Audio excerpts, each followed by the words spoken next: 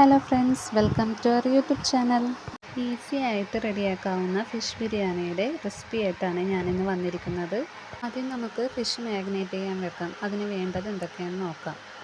ആവശ്യത്തിന് മുളക് പൊടി, കാശ്മീരി ചില്ലി പൗഡർ, കുരുമുളക് പൊടി, മഞ്ഞൾപ്പൊടി, ജിഞ്ചർ ഗാർലിക് പേസ്റ്റ്, ആവശ്യത്തിന് ഉപ്പ്, പിന്നെ അത് മിക്സ് ചെയ്തെടുക്കാൻ പാകത്തിന് കുറച്ച് നാരങ്ങ നീരും കൂടി ചേർത്ത് നന്നായി മിക്സ് ചെയ്തെടുക്കാം. ഞാനിവിടെ കരിമീനാണ് എടുത്തിരിക്കുന്നത്.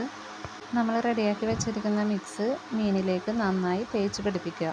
മീൻ മാഗ്നേറ്റ് ചെയ്ത് വരാൻ കുറച്ച് നേരം മാറ്റി വെക്കാം. ഇനി നമുക്ക് റൈസിൻ്റെ പരിപാടികളിലേക്ക് കിടക്കാം കേട്ടോ. റൈസ് വേവിച്ചെടുക്കാൻ പാകത്തിനൊരു പാത്രം വെക്കുക. അതിലേക്ക് സൺഫ്ലവർ ഓയിൽ ഒഴിക്കുക. അത് ചൂടായി വരുമ്പോഴേക്കും മസാലക്കൂട്ടുകൾ ഓരോന്നായി ചേർത്ത് കൊടുക്കാം. പട്ട, ഗ്രാമ്പു, കുരുമുളക്, ഏലക്കായ, തക്കോലം, കറുവായില എന്നിവ ഇട്ട് കൊടുക്കുക. ഈ മസാലക്കൂട്ടുകളെല്ലാം നമുക്ക് എണ്ണയിലൊന്ന് ചെറുതായി വഴറ്റിയെടുക്കാം. മസാലക്കൂട്ടുകളെല്ലാം മൂത്ത് വരുമ്പോഴേക്കും നമുക്ക് കുറച്ച് വെള്ളം ഒഴിച്ചു കൊടുക്കാം. തിളപ്പിച്ച വെള്ളമാണ് ഒഴിക്കുന്നത്. 2 കപ്പ് അരിക്ക് 4 കപ്പ് വെള്ളം എന്ന അളവിലാണ് വെള്ളം ചേർത്ത് കൊടുക്കുന്നത്.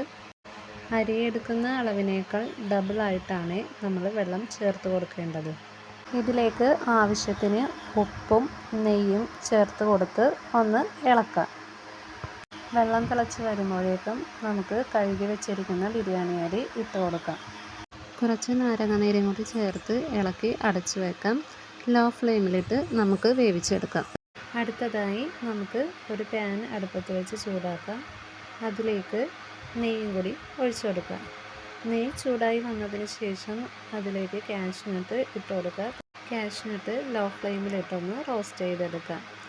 അപ്പോൾ കുറച്ച് റോസ്റ്റായി വന്നിട്ടുണ്ട്. നമുക്കിതിനി ഒരു പാത്രത്തിലേക്ക് മാറ്റി വെക്കാം. അടുത്തത് കിസ്മിസ് ഇതുപോലെ നമുക്ക് റോസ്റ്റ് ചെയ്തെടുക്കാം. അത് റെഡിയായി വന്നിട്ടുണ്ട്. അത് നമുക്കൊരു പാത്രത്തിലേക്ക് മാറ്റി വെക്കാം. ഇനി നമുക്ക് ഗാർണിഷ് ചെയ്യാനുള്ള സവാള, അത് നീളത്തിലാണ് അരിഞ്ഞിട്ടേക്കുന്നത്. അതും ഒരു ഇച്ചിരി ഉപ്പും കൂടി ചേർത്ത് അതും ഒന്ന് മൂപ്പിച്ചെടുക്കുന്നുണ്ട്. സവാള ബ്രൗൺ കളർ ആകുന്നത് വരെ നമുക്ക് വഴറ്റി കൊടുക്കാം. ഇപ്പോൾ അത് റെഡിയായിട്ടുണ്ട്. ഇത് നമുക്കൊരു പാത്രത്തിൽ മാറ്റി വെക്കാം. ഇനി നമുക്ക് മാഗ്നേറ്റ് ചെയ്യാൻ വെച്ചിരിക്കുന്ന കരിമീൻ വറുത്തെടുക്കാം. അതിനായി ഒരു പാൻ ചൂടാക്കാൻ വെക്കുക. അതിലേക്ക് ആവശ്യത്തിന് വെളിച്ചെണ്ണ ഒഴിച്ചു കൊടുക്കുക. എന്നിട്ട് മാഗ്നേറ്റ് ചെയ്യാൻ വെച്ചിരിക്കുന്ന കരിമീൻ നമുക്ക് ഇട്ട് കൊടുക്കാം. ഇതിലേക്ക് വേപ്പിലയും കൂടി വെച്ച് കൊടുക്കുന്നുണ്ട്.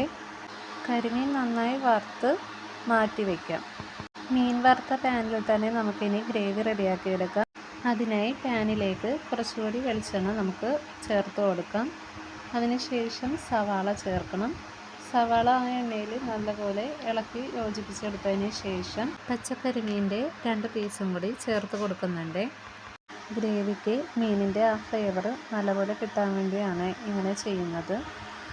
സവാള പെട്ടെന്ന് തന്നെ വഴന്നു വരാൻ വേണ്ടിയിട്ട് കുറച്ച് ഉപ്പും കൂടി ചേർത്ത് ഇളക്കി കൊടുക്കുന്നുണ്ട് കേട്ടോ. ഇനി ഇതിലേക്ക് പച്ചമുളകും വേപ്പിലയും കൂടി ചേർത്ത് നന്നായി ഒന്ന് ഇളക്കിയെടുക്കാം.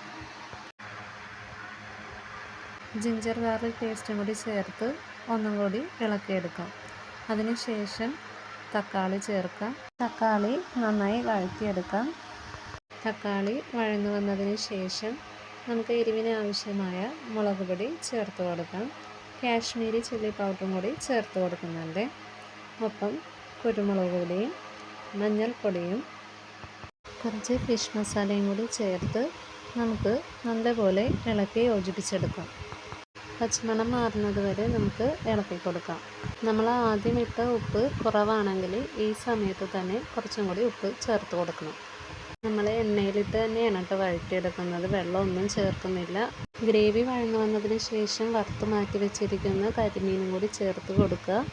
ആ കരിമീനിലേക്ക് ഗ്രേവിയും കൂടി നന്നായി പിടിപ്പിച്ചെടുക്കുക. 2 മിനിറ്റ് ലോ ഫ്ലെയിമിൽ അടച്ചു വെച്ച് വേവിക്കുക. മീനിൻ്റെ പരിപാടികളെല്ലാം ചെയ്ത് കഴിഞ്ഞ് വരുമ്പോഴേക്കും നമ്മുടെ റൈസ് വെന്ത് വന്നിട്ടുണ്ട്.